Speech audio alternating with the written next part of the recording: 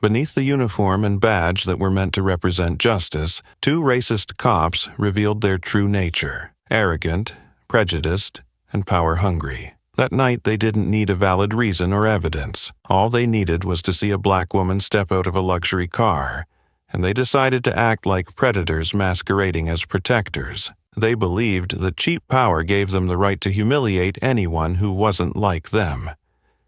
They handcuffed her in the middle of the street, in full view of horrified passers-by, thinking it would be another trophy buried in silence. But this time, they had chosen the wrong target. The woman was not just an ordinary citizen. She was Brigadier General Danielle Brooks, a warrior who had commanded the battlefield, an indomitable spirit respected by the United States government. With a single phone call, short, cold, like an order for a military march, Danielle not only freed herself, but obliterated the careers, reputations, and futures of those who dared to touch her dignity. This isn't just the story of two corrupt cops' downfall. It's an uncompromising lesson that those with prejudice in their hearts will always be punished by justice, no matter how many layers of power they wear. "Freeze! You're resisting arrest!" Sergeant Chad Wilkinson snarled, his breath thick with cigarette smoke and malice. He twisted the arm of the black woman behind her, pulling hard enough that her shoulder joint cracked with a cold, sharp sound. The police cruiser waited by the curb, its hood cold as steel under the dim streetlight. The woman was forced down onto it, but her stance remained unwavering.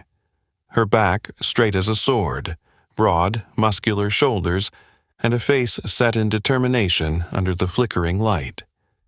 No fear, no pleading eyes, only cold dignity. Strength born from years of forging herself in the fire of battle, not from hollow uniforms of power.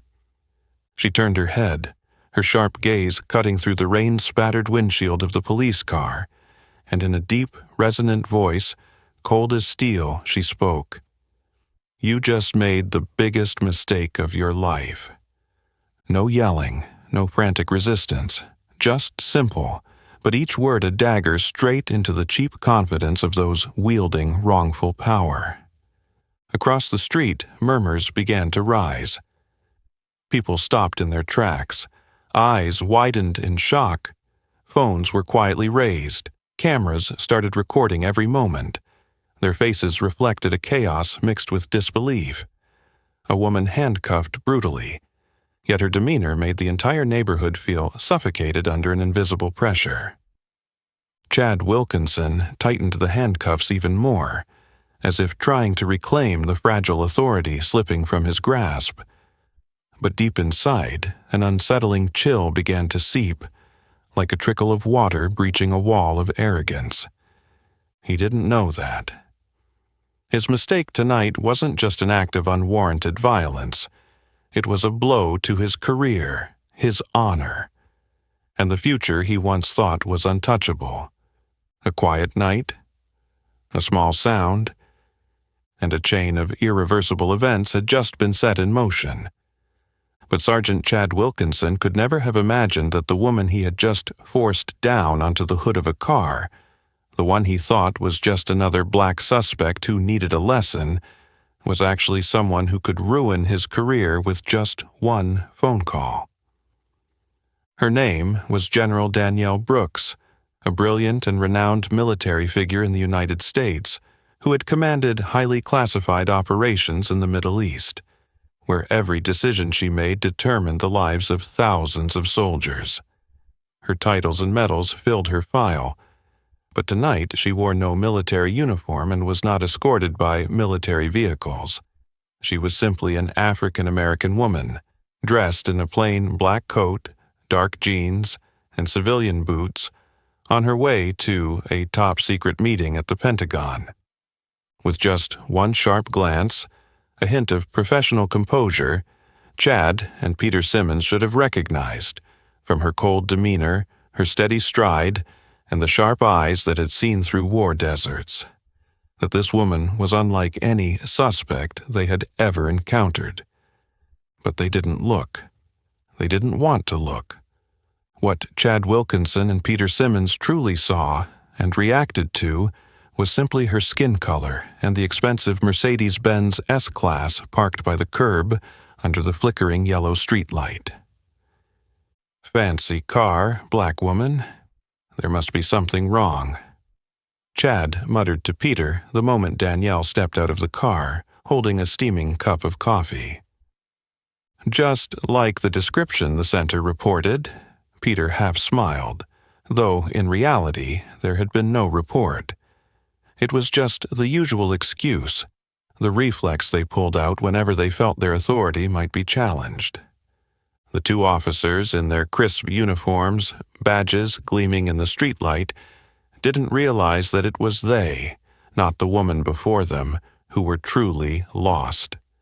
Prejudice, the distorted belief that simply wearing a blue uniform gave them the right to command, threaten, and manipulate anyone who didn't fit the standards they had set in their heads, had led them straight to this moment. The moment when they brutally pushed Danielle Brooks onto the hood of the car, locking her hands in cold metal cuffs, confidently thinking they had control of the situation.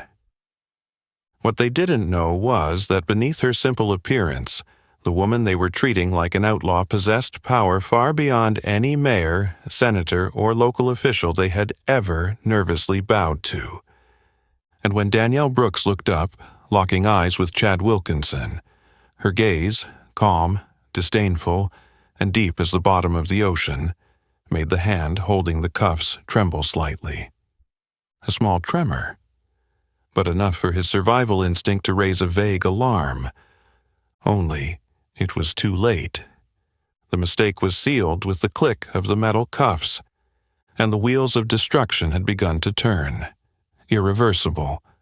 The moment General Danielle Brooks gently closed the door of her sleek black Mercedes-Benz S-Class, pulling her coat tighter against the chilly night air, was the exact moment that Sergeant Chad Wilkinson and Officer Peter Simmons, from just a few dozen steps away in the parking lot, locked their gaze onto her like two predators who had caught a whiff of unfamiliar prey.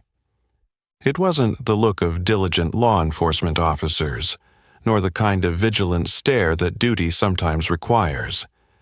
It was a look full of smoldering prejudice, a blend of suspicion, disdain, and vague frustration, simply because a black woman was present in a space they silently believed didn't belong to her. Chad squinted, chin tilted in condescension. "This car's got to be trouble," he muttered, his voice low, as if the comment were a reflex, a tone he and his like-minded colleagues had unintentionally honed after hundreds of stop and searches that no one ever bothered to verify. Peter Simmons stood beside him, casually fiddling with his handcuffs on his belt, a quick glance at the radio on his shoulder, and then a mocking smile. "Fits the description of the suspect the HQ just sent," he chimed in, his words light, but like an arrow, they pierced the already tainted air. Of course, there was no description sent that night. No red alerts, no warnings from HQ. It was all a flimsy mask they put over the deep-rooted biases within themselves, like countless times before. In Chad and Peter's warped worldview, a black woman stepping out of an expensive car in this middle-class neighborhood couldn't possibly just be a lawful citizen. No, in their minds, that image immediately equated to something's wrong. Drugs, theft, fraud, or anything they could pin to justify the actions to come. The bitter truth was, they didn't need evidence, they didn't need a valid reason. They only needed their self-satisfaction in the belief that their uniforms and badges would shield any action they took. Danielle, in that moment, was fully aware of their gaze. She had seen it before, many times, in places she once thought she would be respected the most. Pentagon meeting rooms, congressional hearings, even on the battlefield, where her life had once been valued less because of her race and gender. She felt that energy in the air, that charged tension, full of implications, that those who've lived through discrimination can immediately identify. But she didn't change her stride. No rush, no turning back. She just walked forward with an incredible calm, like someone long accustomed to walking through thousands of scrutinizing gazes while maintaining her proud posture. Chad squinted, stepping forward, hand ready to fall on his gun belt. He didn't see a general. He didn't see someone who had once sworn to protect this nation with her life.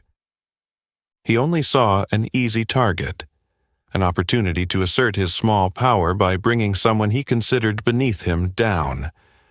Peter Simmons followed closely behind, his eyes lighting up with the distinct eagerness Danielle recognized all too well. The dirty thrill of those who enjoy overpowering and humiliating others without facing consequences. Tonight, in the minds of the two officers, it would be just another quick action night. Stop the car, question, handcuff, assign a charge. Then, if there were any trouble, they could throw out some vague excuses about cooperation with investigation and reasonable suspicion. They didn't know that this time, the victim they had chosen carried not just the intellect, discipline, and strength of a warrior forged in real combat, but a network of power that stretched from the Pentagon to the highest echelons of the federal government. Danielle's steps paused as she reached the door of a small cafe. The weak neon light reflected off the smooth surface of her luxury car behind her, where the two officers were getting closer, their faces filled with the eager anticipation of predators about to pounce on what they thought was an easy, helpless target. A strange moment unfolded. In the span of a second, Danielle turned, her eyes locking directly with Chad Wilkinson's. No words, no threatening gesture. Just a steady, cold stare, thick with contempt, piercing as though she had seen right through the uniform, exposing all the cowardice hiding beneath. Chad hesitated for half a beat. He wasn't used to that look. He was used to fear, to submission, to eyes that avoided his or begged for mercy. Not indifference, coldness, and an almost ruthless demeanor that sent a chill crawling up his spine. Peter nudged him from behind, silently reminding him with his eyes, "Hurry up, get it over with." Chad nodded, reassuring himself with the cheap arrogance still lingering. He stepped forward, hand on his belt, his voice louder than necessary to draw the attention of a few pedestrians passing by. "Please stop for a documents check." A crude demand, no reason given, no proof needed. A declaration of war, and the first shot in a battle they were about to lose miserably. Danielle exhaled gently, her shoulders not even quivering. She was prepared for battles far harder than this, and this time she wouldn't back down. The command came out of Sergeant Chad Wilkinson's mouth, sharp and accusatory, without any evidence. "I demand that you provide your driver's license and vehicle registration immediately." Danielle Brooks stood tall, her arms relaxed at her sides, her gaze as calm as a still lake on a windless night. She didn't take a step back, didn't lower her voice, and showed no sign of submission. Instead, her voice rang out, clear and slow, each word etched in the air. "Please provide the legal reason for the stop. Without a clear basis, I have the right to refuse to cooperate." In that moment, a tense silence enveloped the sidewalk where the three of them stood. A few passers-by who had already started to notice now stopped, pulling out their phones. There was something in the way Danielle spoke, no bravado, no fear, that made them realize this was not just a routine traffic stop. Chad Wilkinson paused for a moment, then furrowed his brow. That reaction was not part of the script he was used to. Most people he threatened would immediately fumble for their IDs, apologizing even when they didn't know what they were apologizing for. But the black woman standing before him was not flustered. She didn't lower her head. She didn't quiet her voice, and, most remarkably, she had the audacity to ask him to follow the law. To someone like Chad, that was an insult. Peter Simmons moved closer, positioning himself slightly behind Danielle, as if to block off any possible escape, even though there was no reason she should need to run. In Peter's eyes, there was no longer just contempt. There was anger. The frustration was evident in the clenched jaw and the premature motion of his hand reaching for his cuffs. "You're obstructing a law enforcement officer," Peter growled, while Chad moved to the left, trying to get into a more controlling position. "You fit the description of a wanted suspect. Now, show us your papers, or we'll act according to the law." Danielle gave a slight, dangerous smile, thin and sharp, like a steel blade sliding from its sheath. "What law? What statute? Who is this suspect? How tall are they? What color hair do they have? What color shirt are they wearing? You have no description, no evidence, no legitimate reason. All you have is prejudice." Chad couldn't take it anymore. His anger flared, not because Danielle had broken the law, but because she dared to challenge him in front of a crowd, dared to expose the cowardice behind the false power he always wore. Without saying another word, he lunged forward, grabbing her arm in a forceful, violent grip, spinning her toward the cruiser. "Fine, you want to talk about the law?" Chad gritted his teeth. "Resisting arrest, that's enough grounds for an arrest." Peter immediately cooperated, pulling the cuffs from his belt, clicking the metal clasp hurriedly and eagerly. They acted as if they had been waiting for this moment all night. Danielle didn't resist. She didn't need to. She knew she had been cast into the role they always wanted, the loud, defiant, black woman. Her arm was wrenched behind her, her back still straight, not a single groan. She didn't scream, didn't struggle. She just turned her head, her cold, sharp eyes locking with Chad's. "You're fabricating evidence, and everything you're doing right now is being recorded." It was at that moment that Chad realized. Around them, without him noticing, at least 6 phones were now trained on them. Passers-by had gathered more closely. Some were recording, others were quietly live-streaming. The false masks he had used to hide his actions began to crack, with each click of the camera sounding like nails being driven into the coffin of his career. Peter hesitated briefly, but Chad was too far gone to back off. He pressed Danielle's head against the hood of the car, an unnecessary action meant to assert cheap dominance, a final attempt to regain some sense of control. "Who do you think you are?" Chad spat. "Just because you have some education doesn't mean no one can touch you." Danielle didn't respond. She didn't need to. Her breath was even, her shoulders still, her gaze downward at the hood reflected an arrogance that made even him uneasy. A voice from the crowd spoke up. "She hasn't done anything wrong. I've seen it all. You have no right to treat her like this." Another voice chimed in. "I'm live streaming.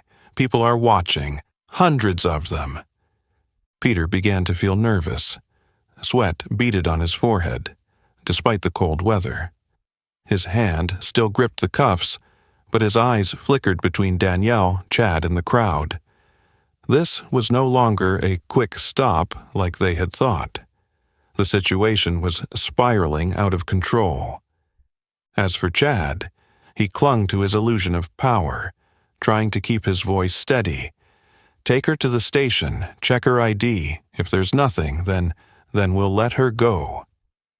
The last words came out like a weak confession, but he had no idea that in just a few minutes the name Danielle Brooks would become more than just a name. It would be the earthquake that shook the already decaying foundation of his career. And all the evidence of his abuse of power tonight would be handled by a general in a way he could never have imagined. The cold metal cuffs snapped tightly around Danielle Brooks' wrists, pulling them behind her, as cold as the January midnight air. Her wrists were pulled close together, aching, but she didn't flinch. Not a single groan escaped her lips. It was as if her body had grown accustomed to the bindings, yet her mind had never been subdued. She stood tall, head held high, shoulders straight, and her eyes, still as sharp as two cold blades, pierced into the one trying to corner her into the darkness. Sergeant Chad Wilkinson, with all the self-satisfaction that the silver badge on his chest brought, stepped forward, looking at her as if he had just caught an arrogant person who needed to be taught a lesson in order and submission. The familiar sneer returned to his lips, the kind that only appeared when he felt he had absolute control. "Now, who are you going to call, sister?" He snorted, gritting his teeth, his voice dripping with mockery. He expected her to be confused.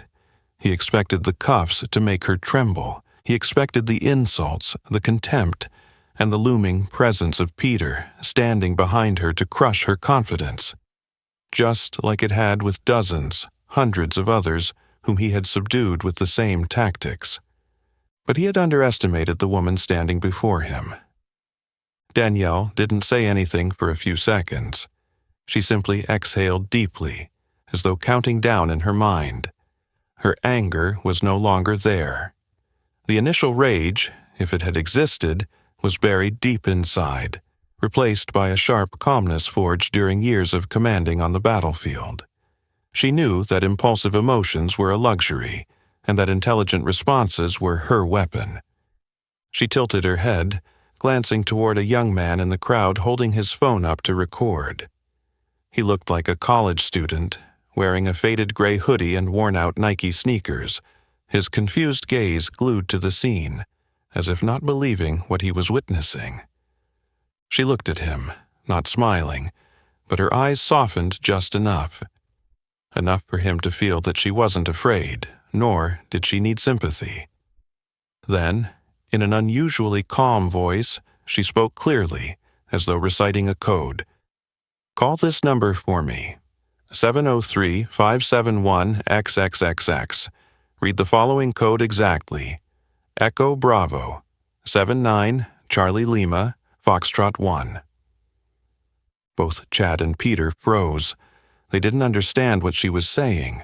They didn't know that she had just recited an internal emergency activation code for the Pentagon, a line reserved for extreme situations. Danielle didn't need to hold the phone. She had memorized all emergency protocols, because, as a real general, you could never leave anything to others, even calling for backup. Chad stared at the student. "Hey, what are you doing? Don't listen to her."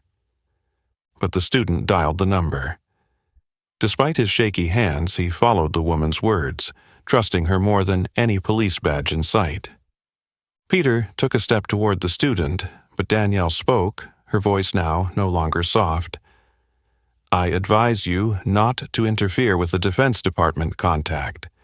Any actions from this point will be considered obstruction of federal authority."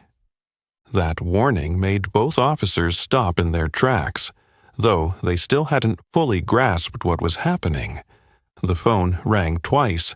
Then a deep, authoritative male voice came through the speaker.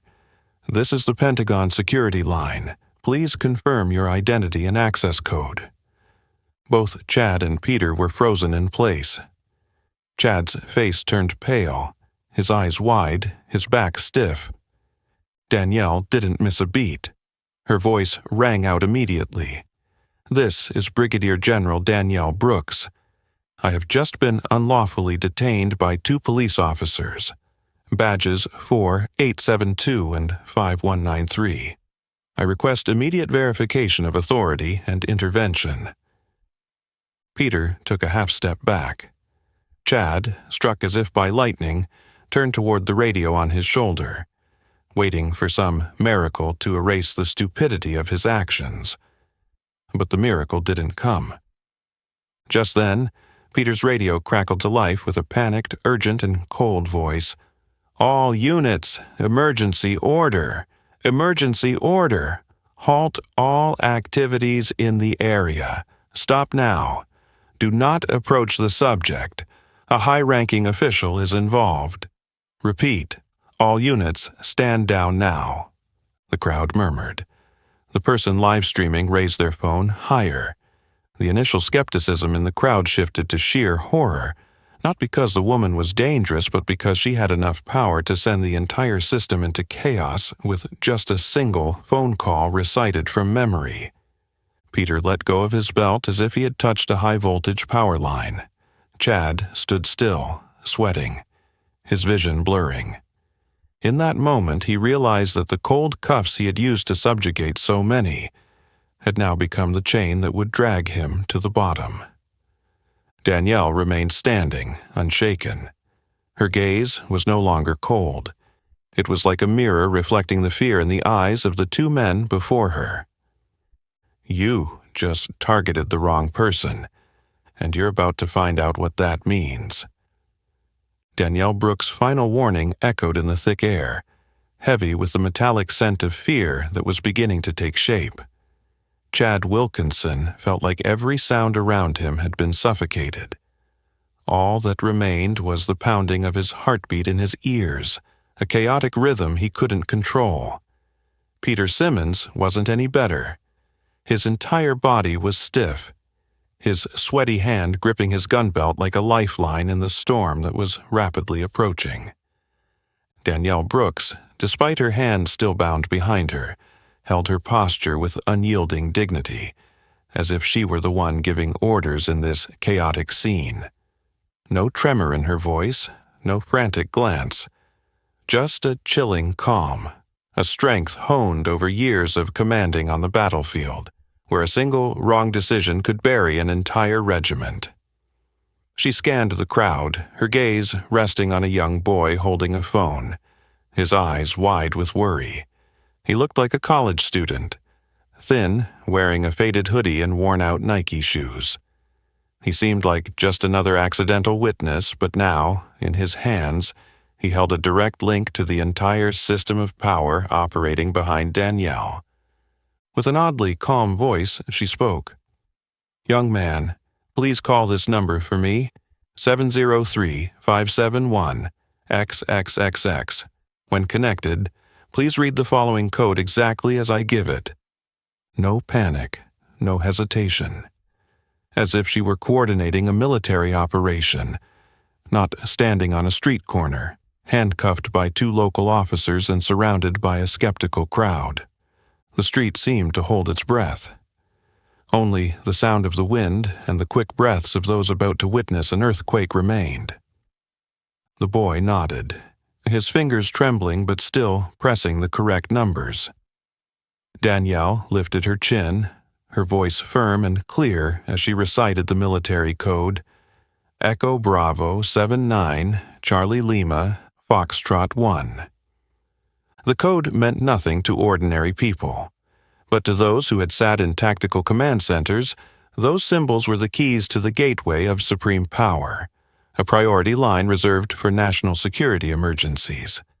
The phone buzzed in the boy's hand, 2 short rings. Then a deep, authoritative male voice came through the speaker, causing not only the boy, but also those around him to stop breathing.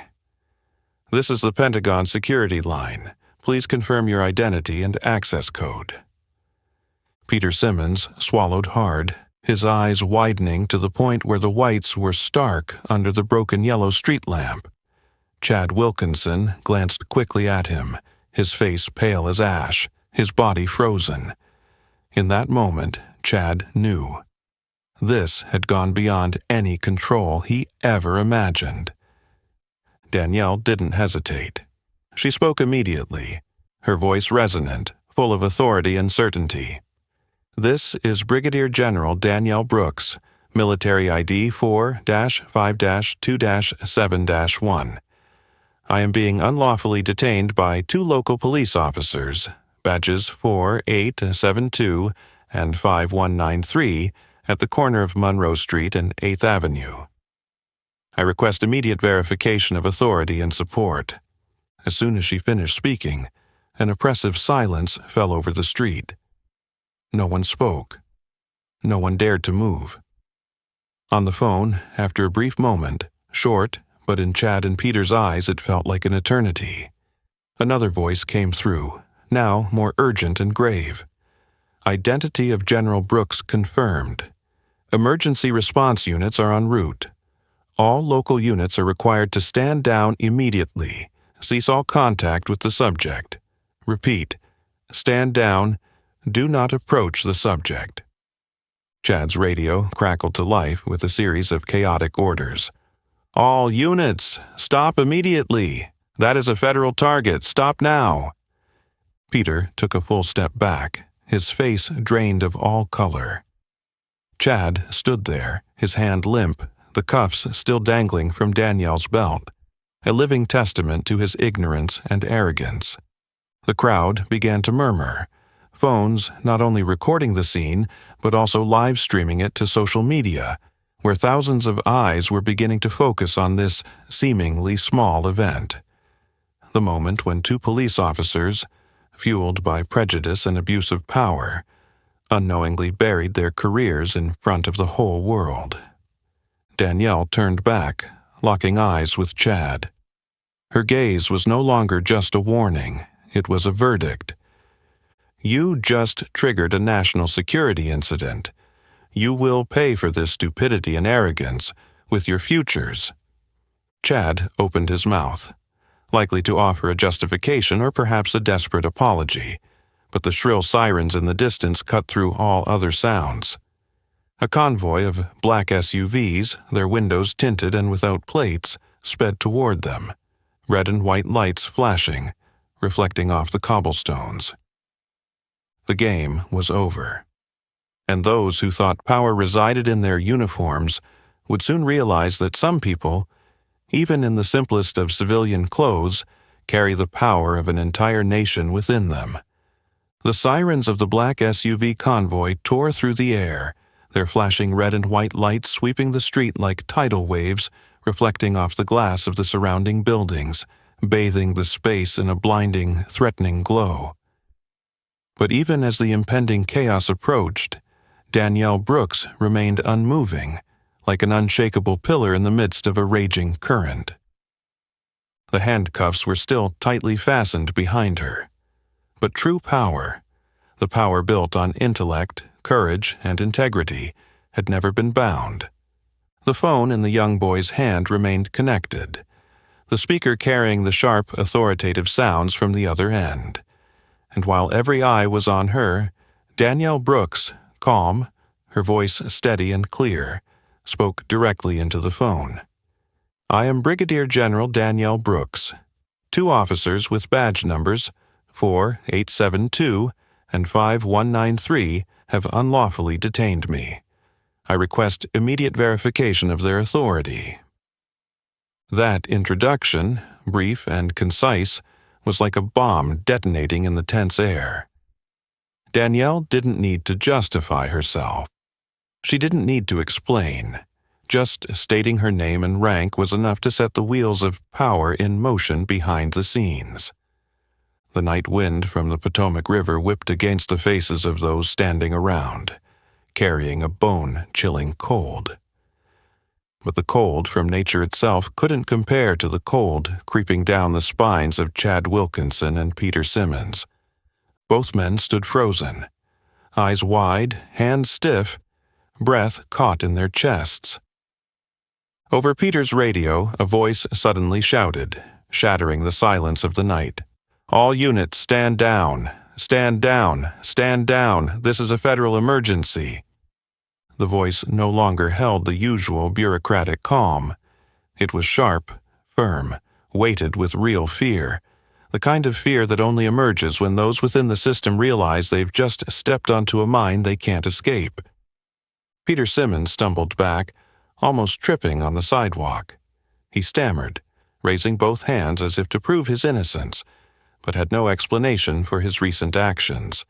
His eyes darted around, searching for a place to hide, an excuse, or at least a way out of the nightmare that was unfolding. Chad Wilkinson, however, didn't step back. Not out of bravery, but because he was too shocked, too frozen by the harsh reality bearing down on him. His mouth opened, as if to say something, but his throat was dry, like a desert, and only incoherent murmurs escaped. In that moment, Chad understood that every layer he had built up, the cheap confidence, the hollow power from his uniform and badge, had been stripped away in one night. And there was no way to undo it. From afar, the black SUVs screeched to a halt in the middle of the street. The doors flung open, and federal agents in black suits, black sunglasses, and earpieces immediately dispersed, forming a protective semicircle around Danielle Brooks. No one had to shout orders. No one had to command. Every movement was synchronized, as if they had rehearsed for this moment their entire lives. A tall, stern agent, as solid as granite, stepped forward, quickly flashing a bright yellow badge before Chad and Peter. "Agent Ethan Moore, Department of Defense Security. You have unlawfully detained a high-ranking officer of the U.S. Department of Defense. Surrender all weapons, badges, and communication devices immediately. You are suspended on site and awaiting federal investigation." Chad stood frozen, his face drained of all color. Peter swayed like a drunk, his face flushed red with shame and panic. No one gave them a chance to argue. No one cared to hear an excuse, because their crimes had been documented too clearly in the phones of dozens of witnesses, in the sound waves from the radio, and most importantly, in the direct transcript of Danielle's call to the Pentagon. Another agent stepped forward, gently and respectfully removing the handcuffs from Danielle's wrists. The metal cuffs fell to the ground with a dry clink, the final sound marking the end of two police officers who had just buried their careers. Danielle flexed her wrists, exhaling deeply. She didn't look at Chad or Peter. She didn't need to. Her presence, composed, proud, and powerful, spoke louder than any uniform ever could. At that moment, one of the bystanders who had been live-streaming the event, now turning the camera toward Chad and Peter, began to record their faces. Pale, their hands shaking as they were stripped of their badges and escorted to the side of the road like criminals, under the contemptuous gaze of the public. The whispers from the crowd began to grow louder. "That's a general. Did they really just handcuff a U.S. general? This is going to be all over the news." And it was. That moment, the moment two abusers of power were exposed to the world, the moment a lone black woman, unarmed, in civilian clothes, with only her memory and resolve, toppled an entire system of discrimination, would become a symbol of uncompromising justice. Danielle picked up the phone, dialing another number, another call, another order, but this time not to save herself, but to ensure that those who swore to protect justice, yet betrayed it, would never have the chance to hurt anyone again. Danielle Brooks decisively ended the call on the speakerphone, then lowered her hand, her gaze still calm, but with a simmering fire that burned away every distorted belief Chad Wilkinson and Peter Simmons had clung to. The air around them thickened, and the murmurs from the crowd grew louder. Phones raised higher, cameras pointing straight at the two officers standing frozen like defeated soldiers on the battlefield. And then, just as the cold promise had echoed through the phone, 3 unmarked black SUVs screeched up, skimming across the asphalt before slamming to a halt at the scene. The sound of tires grinding against the road left dark black streaks like signs of an impending storm. The doors of the SUVs opened simultaneously, with a synchrony that sent chills down the spine of anyone who witnessed it. From within the vehicles, a group of federal agents dressed in sleek black suits, dark sunglasses, and earpieces sprang out, moving with the speed and precision of a highly trained Special Forces team. Each of them exuded a cold, lethal presence, an authenticity that couldn't be faked. the kind only formed after years of serving in the highest national security units. In the blink of an eye, they split into formation. 2 officers blocked both ends of the street, 3 spread out to encircle the area, while the remaining 4 moved directly toward the spot where Danielle Brooks stood. Not a single one of them glanced at Chad Wilkinson or Peter Simmons. No sympathetic gaze, no gesture of support. Because at this moment, the 2 officers were no longer law enforcement in the eyes of the federal system. They were just 2 individuals who had touched a living symbol of America, and that, in any internal security protocol, was classified as the gravest offense. Peter Simmons, as if struck from behind, took 2 steps back. He had never seen a force move so fast, so smoothly, so coldly.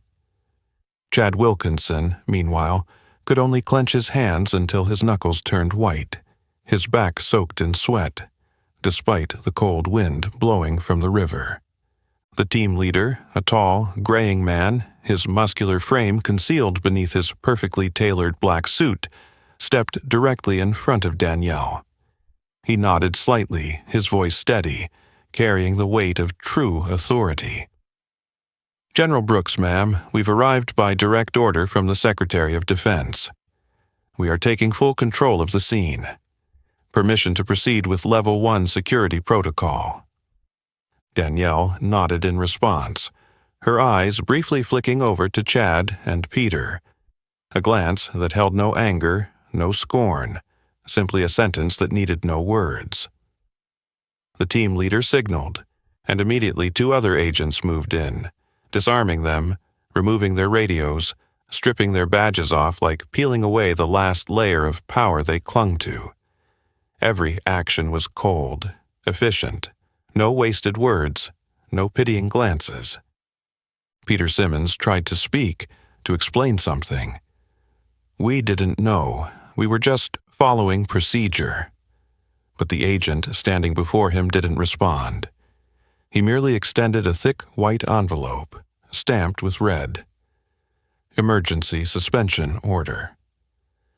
Peter hesitated, reaching out to take it, but his hands trembled so violently the envelope nearly slipped from his grasp.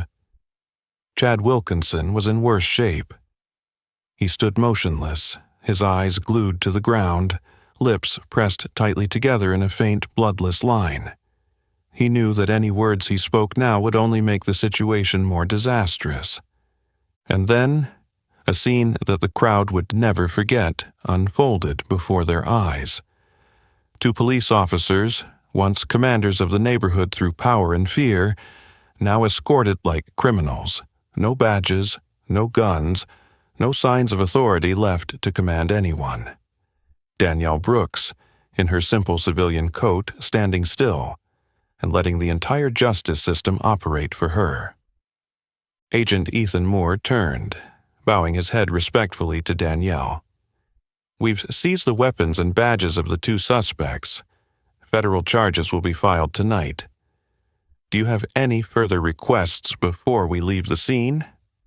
Danielle paused for a breath, then turned her face to the crowd, her voice ringing out, clear and unwavering but not shouting. "Anyone here who feels they've been discriminated against by the individuals who were arrested tonight, please file a formal complaint. Every case will be investigated thoroughly. Justice doesn't end with me. It starts with all of us." Scattered applause began, then grew louder, swelling like a tidal wave, sweeping away the heavy atmosphere that had hung over the scene. Phones continued to record. Eyes glinted with newfound hope. Chad and Peter were escorted to one of the black SUVs. No chains, no violence. But the shame and internal collapse they felt were 1,000 times more terrifying than any physical punishment. That night, the small street witnessed a valuable lesson. True power does not lie in badges or guns. It lies in dignity, in intellect, and in the resolve never to bow before injustice. The applause was still ringing out when the voice of Police Chief Raymond Morales, choked and faltering, suddenly crackled through the radio of one of the quick response officers, breaking the tense moment that had enveloped the scene. "You just handcuffed a senior officer from the Pentagon, God help you." There was no anger, no defense, only desperation. Like the brief sound of a horn at a funeral, one that Morales knew there was no way to stop. On the street, bathed in the flashing red and blue lights of federal vehicles, Chad Wilkinson heard his superior's voice booming through the radio, and he couldn't stop the shiver that spread through his body. He stammered, his stiff hands fumbling with the handcuff lock, trying to undo it quickly, as if the mechanical actions could erase everything that had happened. But the metal cuff mocked him. The lock stuck due to his frantic, panicked attempts, making him clumsily fumble and adding to the humiliation he was already feeling. Peter Simmons, who had always relied on Chad's decisiveness, now found himself clinging to no one. He trembled, his eyes darting toward the crowd, where dozens of phones were still recording every little movement. The panic pushed Peter into a half-conscious state, his feet moving back instinctively, wanting to disappear from the scene, but there was no place to hide. And then, amidst the growing murmurs and hundreds of scrutinizing eyes, when Chad finally managed to remove the cuff from Danielle Brooks' wrist, both officers stood frozen, like two statues of guilt, no life left in them. Danielle, her wrists now free, didn't rush to rub the pain away, nor did she show any expression other than cold silence. She simply turned to face Chad and Peter, her deep black eyes sweeping over them, a look that needed no words but carried the harshest sentence that any court could never convey with language. In that moment, Chad realized that every attempt to remove the cuffs, every excuse, every attempt to blame the circumstances or a misunderstanding had become meaningless. The evidence, the clear video footage, the testimonies of dozens of witnesses, and the direct call to the Pentagon had locked them into an invisible cuff far scarier than the steel one. A ding sounded from the phone of someone in the crowd. The news began to spread, quickly as a wildfire during the dry season. The first headline appeared on the screen. 2 police officers unlawfully detain female general. Pentagon intervenes. Each press of the share button, each enraged comment followed by thousands, tens of thousands of views within minutes. Police Chief Raymond Morales, sitting in his office just a few blocks away from the scene, hung his head on his desk. He knew he had lost. Not in a lawsuit, not before a jury, but in a battle for reputation, a battle where even the smallest misstep leads to irreparable consequences. Morales picked up the radio again, this time his voice no longer holding any pretense of dignity. "Direct all units, halt all operations at the scene, cooperate fully with federal forces. The case will be handed over immediately. All related reports must be sent directly to the Department of Justice." No one in the patrol unit dared to argue. Under different circumstances, the chief's orders might have been questioned, but now they weren't orders. They were the last will of a system about to collapse. And amidst the crackling radio static, flashing lights, and the continuous click of cameras, Danielle Brooks slowly walked toward the federal SUV. Each of her steps echoed firmly on the pavement, like the beat of a drum marking the funeral procession for the careers of those who thought they could insult the dignity of others without consequence. Peter tried to lunge forward, his voice a desperate whisper. We didn't know who you were." The words, fragile, torn like a rag in the wind. Danielle paused, just for a brief moment. Without turning back, she spoke. "Not knowing who I am is not an excuse for your abuse of power. No one needs to be famous to be respected as a human being. And now, you'll learn that lesson in the most bitter way." The crowd erupted in gasps of astonishment and rounds of applause. But for Chad and Peter, those sounds rang like the hammering of nails into a coffin. Danielle Brooks' final words echoed into the night like an unassailable and cold indictment, leaving Chad Wilkinson and Peter Simmons standing frozen amidst the flashing lights from dozens of phones recording every moment.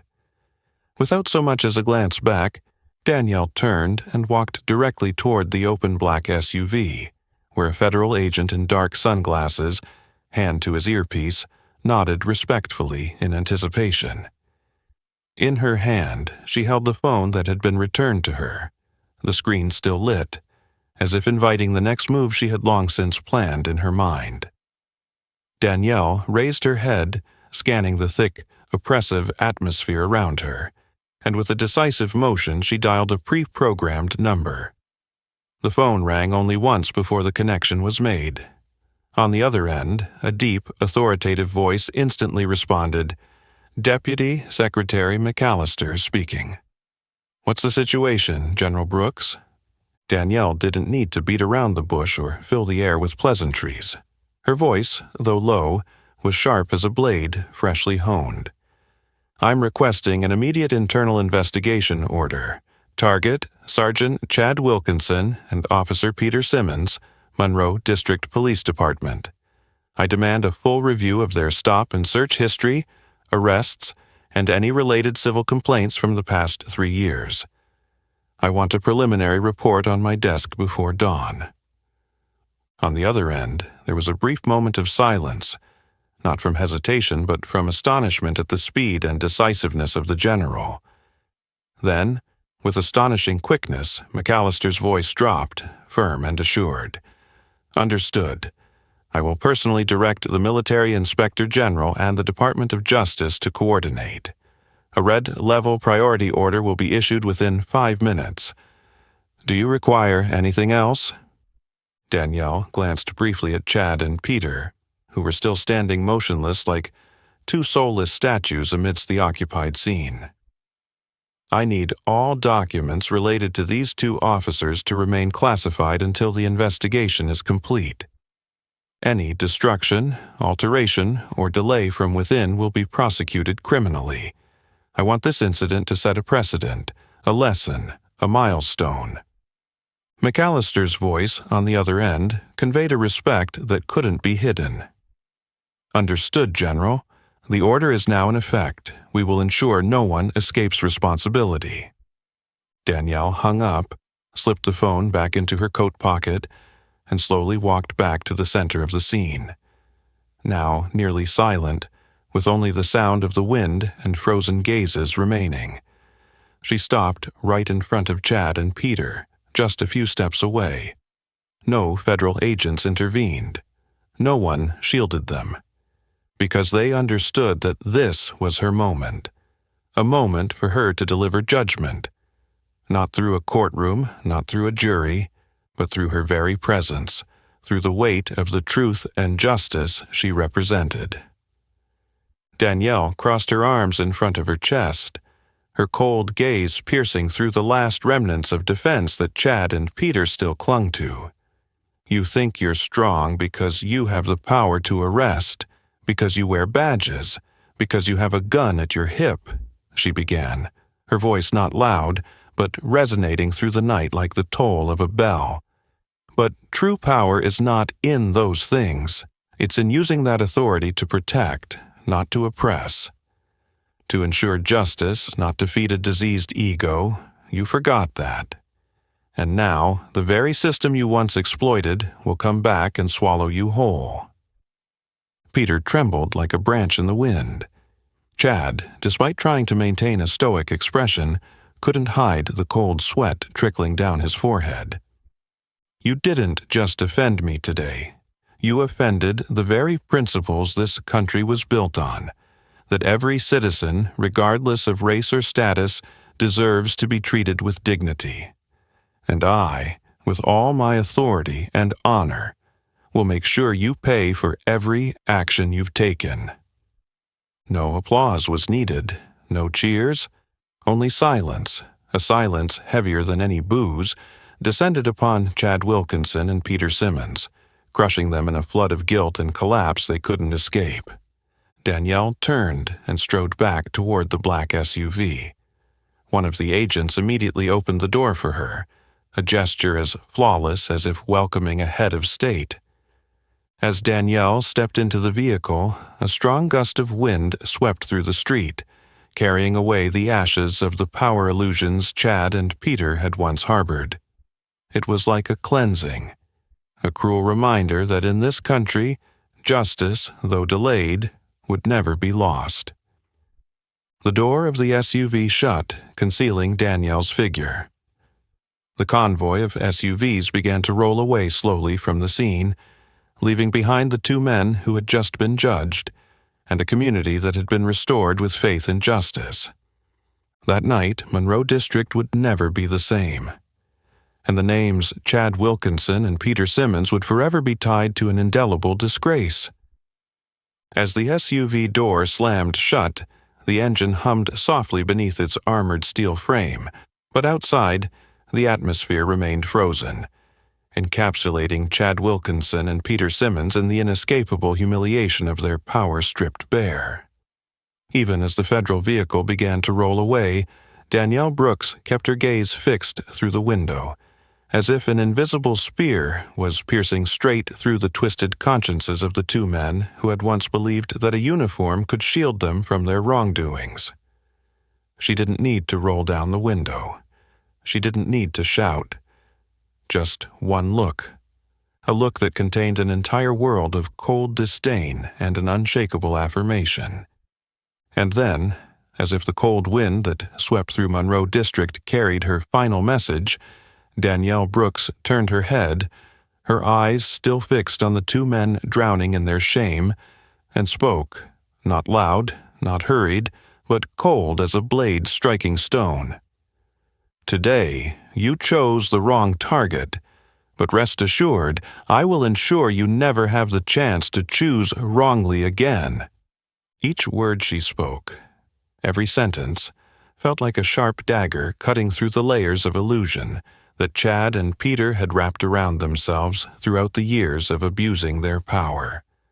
No more shiny badges to mask the rotting inside. No more reluctant respect from a community oppressed under their guns. Only two small men, trembling, lost amidst a sea of onlookers witnessing their irreversible downfall. Chad Wilkinson clenched his fists, not to resist, but to stop his hands from trembling too visibly. He felt the blood rush to his face, but this time, it wasn't confidence. It was the fever of humiliation and fear. He had once thought himself invincible, that no matter how wrong his actions were, they could always be shielded by the system. He was wrong. Peter Simmons, beside him, fared no better. His body shook like a leaf in the wind. All the tricks, all the justifications he had stealthily learned over the years now seemed utterly useless. Because this time, he wasn't facing an ordinary citizen, one who could be intimidated by the usual obstruction of justice threat. He had chosen wrong. A warrior, a symbol, a woman even the U.S. government had to respect. The sound of the SUV's tires rolling on the pavement grew faint, leaving Chad and Peter standing there, no one touching them, but no one approaching either. The crowd parted around them, eyes filled with contempt, as if fearing that even a brush against them would taint them with the spreading shame. The phones kept recording. The murmurs grew louder. That's a general. How stupid are these cops? All their careers ruined because of racism. Truly disgraceful. No one needed to shout. No one needed signs or protests. The shame was silently transmitted but deeply, like a verdict that needed no court, no judge. And then, like the final blow to their already rotting honor, a local reporter, microphone branded with a famous news channel logo, pushed through the crowd, pointing the camera directly at Chad and asking with a cold tone, "Anything to say to the public, Sergeant Wilkinson, after everything that's happened tonight?" Chad stood there, mouth agape, unable to utter a word. Peter lowered his head, hoping that if he bent low enough he might disappear from the shame that surrounded him. No apologies, no justifications. Nothing left to salvage. Across the street, Police Chief Raymond Morales sat in his command SUV, watching everything unfold from a distance. His face, under the dim glow of streetlights, was as gray as ashes. He didn't give the order to intervene. He couldn't. There was no way to protect the subordinates who had betrayed the very spirit the uniform was supposed to uphold. Morales sighed, a deep, painful sigh, then turned his back, signaling the driver to leave. He knew. After tonight, everything would be forever changed. And at the end of the street, under the flashing lights of traffic signals, Danielle Brooks's SUV disappeared into the night, leaving behind a powerful and unshakable message. Justice doesn't need to shout to be heard. Sometimes justice only needs to stand firm, calm, and let the wrongdoers destroy themselves. As the black SUV carrying Danielle Brooks disappeared into the night, the city's flashing lights fading in the distance, what was left behind was not just two defeated men standing frozen on the sidewalk, but the seeds of a storm silently forming. A storm that Chad Wilkinson and Peter Simmons, with their blind arrogance, had sown themselves. And just as an inevitable consequence, the next morning, as Monroe City shook off the night's grip, with the first weak rays of sunlight yet to dry the rainwater from the night before, every major news outlet, from CNN, MSNBC to Fox News, broadcast the breaking news. 2 officers arrested for illegally handcuffing U.S. general. It wasn't just a sensational headline. It wasn't just a 30-second news clip amidst the usual daily events. It was an earthquake, a direct blow to the already fragile public trust in law enforcement. From the large screens at airports, hospital waiting rooms, to every smartphone in the hands of the citizens, the clip of the officers being escorted, hands shackled, heads lowered, was played and replayed, serving as a vivid testament to the complete collapse of the power once protected by uniforms and badges. The news reports spared no words in their descriptions. Careless behavior, clear lack of authority, and blatant racial discrimination. The worst abuse of power caught on tape this year. A painful slap in the face of the local police force. On morning talk shows, legal experts, former government officials, and social activists appeared one by one, analyzing every frame, every minute detail of the incident. The faces of Chad Wilkinson and Peter Simmons were magnified on the large screens, accompanied by captions that could not be more brutal. Emergency suspension, facing charges of abuse of power, illegal detention, and violation of civil rights. Meanwhile, in a corner of the city, Chad Wilkinson sat curled up in his cramped apartment, curtains drawn, the cold blue light from the TV screen casting a pallid hue across his pale face. Each time the commentator's voice sounded, each time the clip of him being handcuffed played again, he clenched his fists until his knuckles turned white, but could do nothing but growl in silence. He tried to turn off the TV, tried to turn off his phone, tried to avoid social media. But how could he escape? His name, his image, his story had been pushed to the forefront of every major news platform. He was no different from a criminal nailed to a cross. Every click, every share, every furious comment striking directly at his decaying self-esteem. Peter Simmons fared no better. His family cut ties with him, his friends turned their backs, his superiors refused to answer his calls. His longtime girlfriend sent a single, cold message before blocking him. "I can't believe I ever loved a racist. Handle your own consequences." Peter threw his phone at the wall, feeling as if the world was collapsing in chunks beneath him. But he knew it wasn't the world that had betrayed him. He had betrayed the world, betrayed the oath to protect justice, betrayed the trust of those who had believed in the uniform he wore. On the other side of the city, in a small meeting room at the Pentagon, Danielle Brooks sat silently before a large screen showing the live broadcast. She didn't smile. She wasn't pleased. Only a profound silence remained, the silence of someone who had fought too long, witnessed too many collapses, and understood that every victory, no matter how deserved, always came with a steep price. A young assistant entered, placing a thick file on the table. Preliminary report on the activities of Wilkinson and Simmons, General. Numerous violations found, complaints hidden, and even accusations swept under the rug. Danielle wasn't surprised. She nodded slightly, flipping through a few pages, each line confirming something she already knew. Arrogance born from unchecked privilege will always lead to disaster.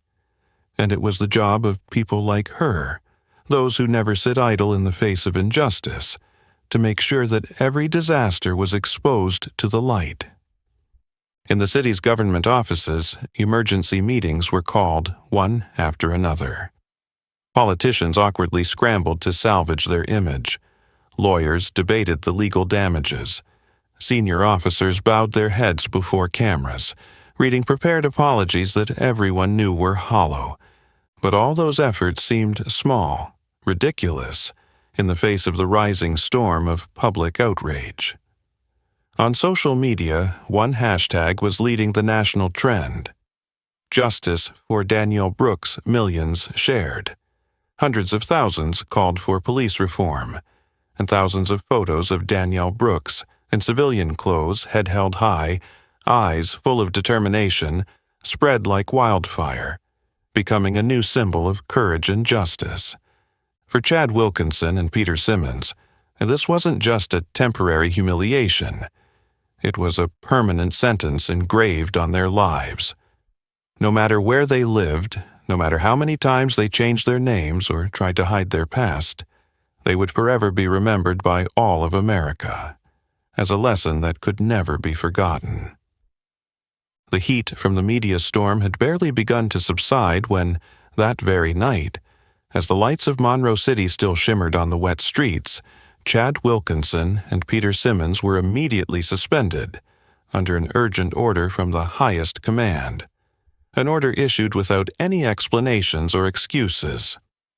There were no formalities, no disciplinary meetings to explain their actions. Only cold suspension papers, black ink on white paper, placed before them like indictments that needed no trial.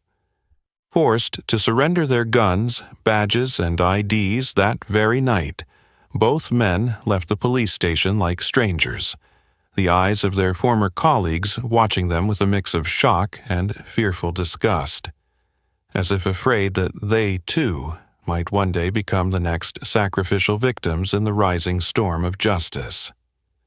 The following morning, the internal investigation, directly led by the Deputy Secretary of the Department of Defense and the Department of Justice, began with unprecedented speed. Gone was the usual bureaucratic delay. No more reconsiderations or further studies. Every record related to Chad Wilkinson and Peter Simmons was meticulously reviewed, every line, every comma, every old audio recording. And what they uncovered was even worse than the public had imagined. For Chad Wilkinson, the list of violations stretched out like a map of degradation. Repeatedly pulling over drivers without cause, targeting black drivers under the guise of routine checks. A series of internal reports from colleagues accusing him of aggressive, rude behavior and clear discriminatory conduct toward Black and Latino citizens. 2 civil lawsuits had been filed, but were quietly dismissed through out-of-court settlements, with the compensation drawn from the city's insurance fund, and no one held personally accountable. Furthermore, in the internal radio recordings stored, Chad was repeatedly caught making racist comments, twisted jokes about the skin color and origins of those he had sworn to protect. Peter Simmons fared no better. Though he often played the role of the silent accomplice, his complicity was evident in every report. An accomplice in at least 8 unlawful stops, all involving Black or Latino victims. Altered records after incidents to cover up evidence of abuse. Once caught trying to convince a victim not to file a complaint, promising a reduced sentence if they remained silent. Every action, every small decision, which they had thought would forever remain beyond the reach of the law, was now laid bare under the brilliant light of truth. There was no way to salvage it, no one to defend them, and no one willing to burn themselves to protect 2 men who had become symbols of disgrace. The Internal Disciplinary Board, in less than 48 hours after the incident broke, convened and unanimously voted with absolute certainty. Permanent expulsion of Sergeant Chad Wilkinson and Officer Peter Simmons from law enforcement, with a recommendation to place them on the federal blacklist, barring them from rejoining any security or law enforcement agency nationwide. A press release was sent out later that afternoon. The voice of the city spokesperson, while trying to maintain professionalism, could not hide the bitterness as they announced the decision. We acknowledge the failings in our management. We apologize to the community for allowing this incident to occur, and we commit to not tolerating any actions that violate the dignity and rights of our citizens. When Chad Wilkinson received the official notice, he could only slump into the old chair in his cheap-rented apartment, his empty eyes staring blankly at the thin piece of paper that felt heavier than 1,000 pounds. Everything he had once taken pride in, the badge, the gun, the uniform, the small but deadly power, had now vanished like bubbles under the scorching sun of justice. Peter Simmons fared even worse. He received a subpoena from the Department of Justice. Not only was he fired, but he could also face criminal charges for violating federal civil rights. His day in court would come soon, and this time, no uniform, no badge, no superior could save him. On social media, as Chad and Peter sank deeper into society's oblivion, the image of Danielle Brooks continued to spread. A simple woman in civilian clothes, her head held high, her gaze resolute, a symbol of courage and justice regained through intellect, bravery, and an unwavering belief in the rule of law. In hundreds of articles, thousands of comments, one line from her was repeated most often: "You chose the wrong target, and I will make sure you never have the chance to choose wrongly again." That warning had now become an irreversible reality. The careers of Chad Wilkinson and Peter Simmons, along with everything they once held dear, had come to a permanent end. The career of Chad Wilkinson and Peter Simmons crumbled like a tower built on sand, leaving behind only the shattered remnants of their brazen arrogance and the constant curses of the public. But while the city of Monroe simmered with tense discussions about police reform, while the media relentlessly published analyses, condemnations, and expert interviews, the person at the center of the storm, General Danielle Brooks, remained completely silent.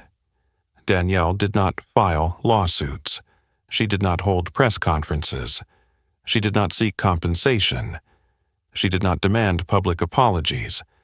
She simply let her actions in the justice system of the United States speak for her, and paradoxically, that silence resounded louder than any defense or grand statement could. The story of that fateful night quickly spread across every social media platform, like an unstoppable wave, like a cold slap to the face of those who still clung to prejudice and racial discrimination under the guise of procedures and protocol. On Twitter, millions of shares appeared within 24 hours, accompanied by short but powerful statements. Justice wears the color of courage. Justice has the gaze that does not bow. Instagram flooded with photos of Danielle Brooks standing tall in the streets of Monroe, handcuffed, but her eyes still blazing with unshakable pride, like a living statue of human dignity in an era where it had been trampled. On TikTok, short clips from the live stream of that night went viral, paired with powerful background music and poignant quotes, stirring in the hearts of millions the belief that, even though injustice exists, there will always be souls strong enough to stand up and challenge it. But Danielle did not partake in those noisy celebrations. She didn't post thank yous, didn't appear on talk shows, didn't lay down demands to the city of Monroe or the police department. Instead, she spent the following days doing one thing: quietly healing the wounds that the incident had left behind. She held private meetings with community leaders, police reform advocates, and human rights organizations. No media, no cameras, only honest, raw, painful dialogues about the realities of discrimination, about the fear that people of color still face daily in their own country. Danielle understood better than anyone that a victory in the media wasn't enough to change a system. For true change to happen, one had to dig deep, tear down, and rebuild, brick by brick, habit by habit, thought by thought. In a closed meeting with representatives from the Department of Justice and the governor's office, Danielle spoke, not with eloquent words, but with an irrefutable logic, forged from experience and integrity. If a system allows people like Chad Wilkinson and Peter Simmons to exist and thrive, the fault does not lie with them alone. The fault lies in every crack, every loophole of that system. If you want to protect the honor of the police force, first, you must have the courage to eliminate what is tarnishing it. The room went completely silent. No one dared interrupt, because in her voice there was not just condemnation. There was a call for the good-hearted to stand with justice before it's too late. And Danielle's quiet efforts began to yield the first results. An independent investigation committee was established to review all activities of the Monroe Police Department from the last 5 years. Regulations on vehicle stops and administrative checks were tightened with more transparent criteria, mandating recording and detailed reporting. Mandatory training on anti-racism and social justice was implemented down to the patrol level. Most importantly, a new law, titled Danielle's Law, was introduced, requiring mandatory response procedures for any citizen stopped or checked, with immediate access to legal counsel if they feel they've been treated unfairly. And the law was being discussed in the state legislature with strong support from both parties. Meanwhile, in neighborhoods once victimized by discrimination, a quiet but noticeable change was spreading. The residents began to believe that their voices mattered, that a head held high, a straightforward demand for fairness could and would make a difference. Danielle Brooks, the woman who chose silence as her action over flowery words, never claimed to be a hero. She quietly did what any soldier would understand, that victory does not lie in defeating an opponent, but in rebuilding what is right from the ruins. And with each quiet but steady step, she etched another lesson into the history of the United States. True justice does not need to shout to exist. It needs the courage to stand tall. And it needs souls who will never accept kneeling before injustice. The quiet yet powerful changes spreading from the Monroe District incident seemed to plant new seeds of hope within the community. But deep in the hearts of all who witnessed it, from ordinary citizens to national leaders, the most enduring image remained that of the woman in the simple civilian attire, standing tall, her gaze steadfast, and a strength radiating without the need for any rank or slogan. Though she wore nothing more than a simple gray coat, worn leather boots, and a modest backpack, Danielle Brooks carried herself with the spirit of a general, a spirit that required no declarations, no badges, and whose mere silent presence was enough to make the whole world pay attention. And when reporters finally got the chance to approach Danielle, at a closed conference on security reform held in a small community center on the outskirts, she only paused in front of the camera for a brief moment. The flashlights went off repeatedly. Loud questions surrounded her, but Danielle Brooks did not rush to respond. She stood still, waiting for the noise to subside, and then spoke, her voice low yet resonating, like an undeniable declaration. Rank is not in the uniform. Rank is in the demeanor. And those who discriminate, no matter what clothes they wear, will always be judged by justice. Not by guns, but by the truth. Not by oppressive authority, but by the strength to never bow down. No long speeches were needed, no hero image was painted. With just those words, Danielle Brooks cemented a truth. True rank is not bestowed by skin color, gender, or social status. True rank is defined by how one faces adversity and stands firm to protect their dignity. After that conference, Danielle quietly left, refusing all interview invitations, turning down offers to appear on famous talk shows. She returned to her daily work at the Department of Defense, continuing to attend security meetings and strategic campaigns upon which the nation's very existence depended, with decisions made quietly in the background. For Danielle, true victory did not lie in the spotlight, but in continuing to do what was right, even when no one was watching. Meanwhile, the story of the Monroe Night lived on in the minds of the public as a powerful reminder. That real power does not lie in weapons or badges, but in the ability to stand tall in the face of injustice. Hundreds of schools across the United States incorporated the story of Danielle Brooks into their civics curriculum. Law professors used the case as a prime example in lessons on civil rights and the moral responsibility of law enforcement. On countless forums, the phrase "Danielle's demeanor" became a symbol of courage and unwavering determination. As for Chad Wilkinson and Peter Simmons, the two names once associated with arrogance and discrimination, they had vanished from the limelight, fleeing from a society that no longer tolerated those who abused their power. But the lesson they left behind remained, like a scar, an immortal warning. Not to curse them, but to remind anyone, no matter where they are, no matter their skin color, deserves to be treated with dignity and respect.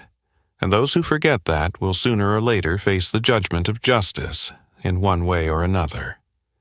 In an internal letter sent to the young officers at the Department of Defense, Danielle Brooks wrote, in simple yet profoundly humane words, "You may be given weapons, you may wear a badge, you may hold a rank, wear shining insignia, but remember, your true value is not in the outward things. It's in how you use your authority to uplift, not suppress others. A country is truly strong when every soldier, every officer, every public servant understands that they are not just keepers of the law, but protectors of the dignity of every citizen. Never forget that. For when justice comes, it will not ask for anyone's skin color, but will look straight into the hearts of every person." The story of Danielle Brooks ended, not with a grand sentence or a celebratory parade, but with the quiet yet resolute presence of justice being restored. A lesson engraved deep into the fabric of society. A reminder not only for those who'd gone astray, but for an entire new generation. Rank is not in skin color. It is not in the uniform. It is not in the badge. Rank is in how you treat the vulnerable when you hold power in your hands. And history will remember not those who were arrogant in the dark, but those who bravely lit the flame of justice with their unbroken hearts. If it were you, how would you respond when faced with injustice like General Danielle Brooks? Share your thoughts in the comments below. I'd love to hear your stories and reflections. Don't forget to like the video, share it with others, and subscribe to the channel so you don't miss the next inspiring stories. Thank you for staying with me until the end of today's story.